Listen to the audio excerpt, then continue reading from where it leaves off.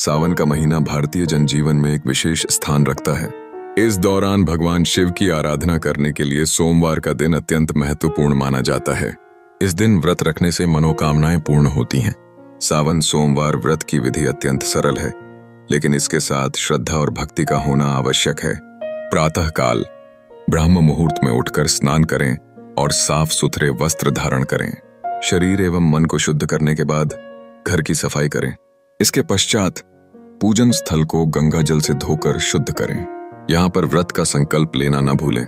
यह संकल्प लेते समय भाव से कहा गया वाक्य आपके मन को दृढ़ता प्रदान करेगा। मैं भगवान शिव की कृपा प्राप्त करने के लिए श्रद्धा एवं नियम पूर्वक सावन सोमवार व्रत करती हूँ। बिना पूजन सामग्री के पूजा अधूरी है। तांबे के लोटे में जल भरें।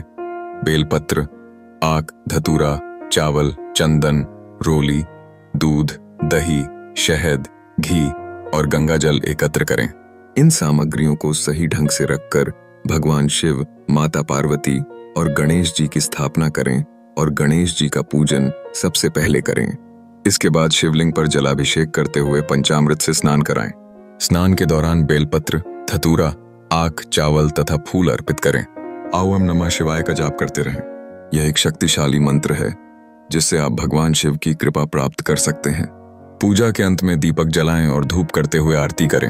व्रत कथा सुनना भी अत्यंत लाभकारी है। इसमें बताया जाता है कि सावन सोमवार व्रत का पालन करने से व्यक्ति को पुण्य फल की प्राप्ति होती है। यह कथा व्रत का महत्व स्पष्ट करती है तथा इसे श्रद्धा पूर्वक सुनने से व्रत की मनोकामनाएं अधिलाभ प्राप्त होती हैं। इस प्रकार सावन सोमवार व्रत करने से शिव भक्तों को अपार सुख, समृद्धि और शांति की प्राप्ति होती है। सावन के सोमवार की यह कथा एक साहूकार और उसके पुत्र की गहरी श्रद्धा और भक्ति को दर्शाती है। एक साहूकार जो भगवान शिव का भक्त था, संतान प्राप्ति की कामना से सोमवार का व्रत रखता था। उसकी भक्ति और निष्ठा से प्रसन्न होकर माता पार्वती ने भगवान शिव से उसकी मनोकामना पूर्ण करने का आग्रह किया। भगवान शिव ने जब साहूकार को पुत्र का वरदान दिया तो यह भी जता दिया कि उसका पुत्र केवल 14 वर्ष तक जीवित रहेगा।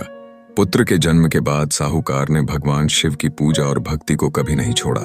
जब पुत्र 11 वर्ष का हुआ तब उसे शिक्षा प्राप्त करने के लिए काशी भेजा गया।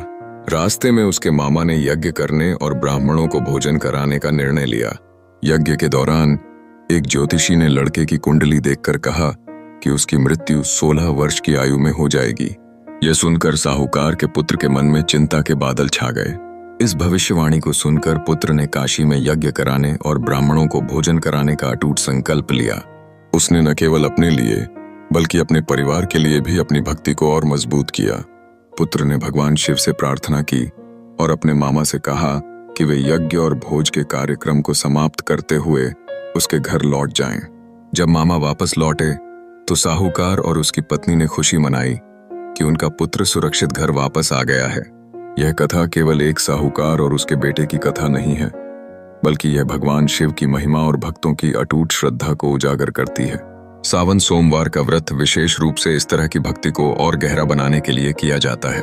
यह कहानी सभी को यह सिखाती है कि ईश्वर की भक्ति में मन की गहराई होनी चाहिए और जीवन की अनिश्चितताओं के बावजूद हमें हमेशा भगवान पर विश्वास रखना चाहिए। सावन सोमवार व्रत की यह कथा सुनने से सभी मनोकामनाएं पूरी होती हैं और भक्तों का विश्वास और भी मजबूत होता है। यह शोभा और शक्ति से भरी एक अनकही दास्तान है जो न केवल समाज को जोड़ती है बल्कि भक्ति का एक अनमोल उदाहरण प्रस्तुत करती है। इस कथा के माध्यम से हम सभी को यह प्रेरणा मिलती है कि सच्चे मन से की गई भक्ति किसी भी संकट को पार कर सकती है।